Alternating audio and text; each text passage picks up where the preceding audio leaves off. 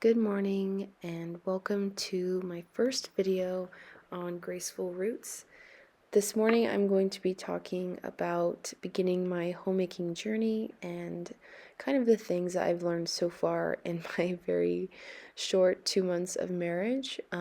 I did write a blog post about this, so if you want to see this topic in a written format, I will link the blog post down below.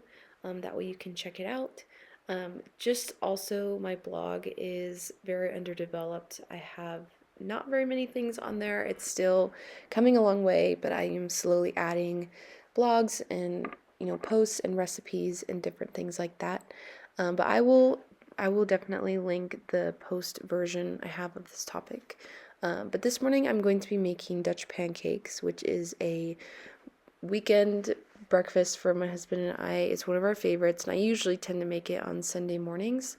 But so far, we've only been married 2 months, and it's just been so fun to cook in our kitchen and, be in our space. It's definitely more satisfying and rewarding to be able to cook in a kitchen with food that you've purchased and with bowls and utensils and kitchen items that you've purchased and are your own. I know it's always fun to cook, like when I was in high school and in college and stuff like that, but when you're in your own space, it's just very different. It's very, very different feeling when you're able to like produce food out of your own kitchen. With this recipe I'm making, I have made it so many times over the past few years, but only within the last like year or maybe 2 years have I made Dutch pancakes gluten-free. A lot of the baked goods or meals you'll see on my channel or my blog are going to be gluten-free. Since my husband has celiacs, it's definitely taken over how I bake. I don't usually bake very often, but I'm trying to get better at like gluten-free bread making. Other gluten-free baked goods I've kind of gotten the hang of, but there's definitely a learning curve when it comes to gluten-free baking, and I'm glad I've been able to kind of practice that, especially when we were dating and being engaged. So now I have a little bit of a handle of what exactly to do. But to get more into kind of why I started Graceful Roots and started kind of making these homemaking videos is I just really feel inspired to talk about homemaking and serving the Lord in this way. I know there are so many, especially young women, who want to step into this role but maybe don't have maybe a guide or never been exposed to that lifestyle before, or maybe they have and they just, maybe want someone to watch with and learn with them, and that's kind of what I'm hoping to achieve with this. I want this to be a space where people can leave tips and advice, maybe for people who have never been exposed to homemaking, or maybe want to get into it, fine-tune their skills. For me, I have some skills that I am able to share, just because I grew up being able to be in the kitchen and experimenting with my mom. And I'm definitely not an expert in this area. I still have so much to learn, and I am really looking forward to documenting my progress and sharing what works and also sharing my failures and my pitfalls, because that's the only way to learn is by sharing what doesn't work. So also being able to kind of share your failures is something that I'm learning too. Just because when it comes to homemaking, you want everything to be perfect. You don't want to mess up on anything. It's like you want to be an expert right in the beginning. But I can tell you, within the first 2 months of marriage, I don't have a routine. I don't get things right all the time. There is so many learning curves when it comes to homemaking. You have your own space, and you have to know how to upkeep it and keep it nice at all times. And it feels like a very big task, and it is. And you want to be doing well at those things. So I kind of stick to the things I know I can do well.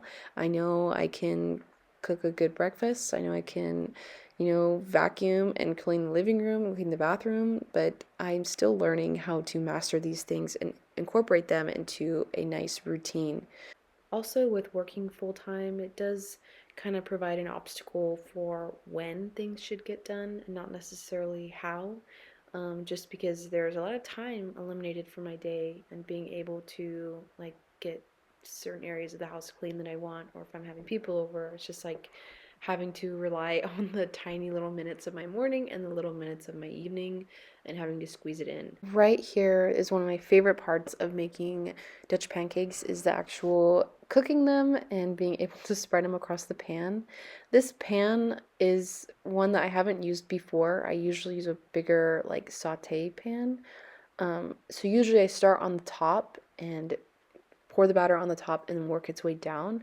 But for this one, I find that if you pour it in the middle and kind of just work it out, it shapes much better. There are other pans that can work well for making Dutch pancakes. There's this one specifically I want to get my hands on. It's just like a really almost like a hexagon shaped pan, and it's got the prongs for the handle you put it in.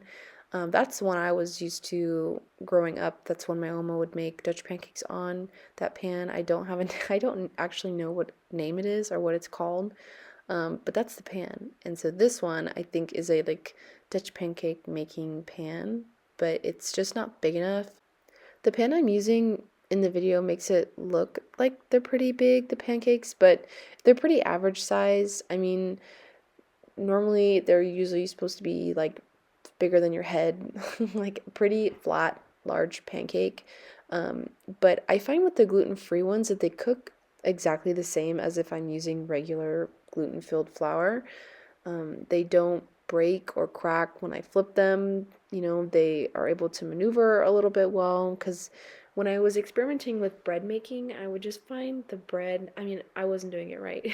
So the bread would just like crumble and it wasn't stretchy and it wouldn't do anything. So right now I'm re-experimenting with my gluten-free starter, which hopefully I can feature in a later video once I really get the hang of it. But at least for this recipe, making it gluten-free is virtually the same, and there's really no difference in this recipe with using regular flour, which is super handy. I don't have to compromise like the taste in any way. And all the other ingredients that I use and like the syrup and stuff that we use is also gluten-free.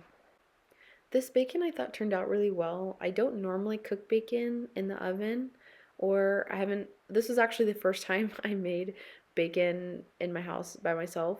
Usually I just never think to cook bacon. I cooked it plenty of times before. If I do, it's usually like in a large skillet and I'll just cook it and, you know, let it get all nice and crispy. But this time I put it in the oven, that way it's a little bit hands-free. I can kind of work on other things as you saw.